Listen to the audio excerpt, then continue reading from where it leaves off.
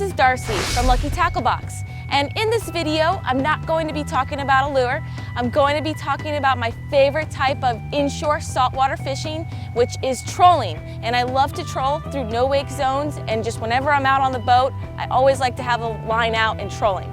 So check out this short clip of me explaining to you how you can do it too. Okay, so we're out here and we're about to start doing some trolling.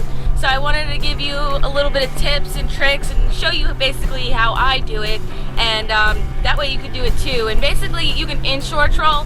A lot of people think of trolling as offshore, but you do that offshore as well, but inshore you can do it when you're on a booze cruise or you're going through a no wake zone, and you never know what you're going to catch. So it's always good to pull lines. I like to pull lines no matter what, wherever we are.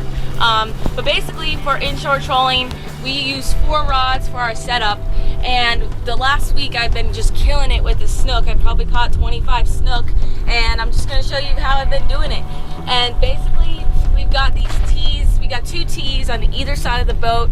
We call these tees, and we put our rods in the outside holder here, so that way when the lures troll they're further away from the boat. And this is my Accurate SR6, and it's a lot of fun. It's a light action pole, and I got this Yo-Zuri Minnow lip diver, and that's what we'll pull. And sometimes we'll get it way far back, sometimes it'll be pretty close, sometimes it'll be medium length, but usually that works, and you find out what's best for the fish. And then we usually have 2 lines in the back of the boat here.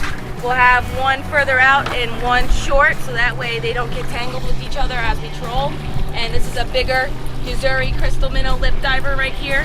So we've got this one out, and we just use different colors, we use different sizes, see what the fish are hitting that particular day. The last week the snook have been hitting pretty much everything on the boat. And then we've got this, we've got our setup here for bass. And Brian, my cameraman, and also my boyfriend, he likes to pull light stuff, and if we get a fish on it, great. So we're pulling some bass setup, and we've got a lip diver on it, so we'll see how it does today. Then we've got our tee on the other side of the boat here, and we've got our Accurate Valiant reel out. So we've got that with our pink shrimp. Fish love the pink. They love this pink shrimp. They've been destroying this thing. I've lost probably 3 of them in the last week, and this is my last one. So I got to get some more. So when we pull these lures, we'll pull all 4, and we usually pull them at 10 RPMs on our boat. That is about 4 miles an hour. So for us, 4 miles an hour works. Fish hit the lures all the time. When you're trolling on your boat, you just got to figure out what's best and what speeds work best for you to pull the lures. So I want to take a moment just to clarify on the different lengths that I pull the lures when I'm trolling. And when I have 4 lines out, my 2 rods that are in the tees on the outside of the boat, I have those back the furthest. Usually they're 100 feet back or more. And I will separate the lengths, so I'll keep one out at 80 feet and then I'll have another one out at 100 feet. And then in the 2 rods in the middle of the boat, I usually have one spaced out, let's say 50 feet from the boat, and then the shortest one 30 feet behind the engine.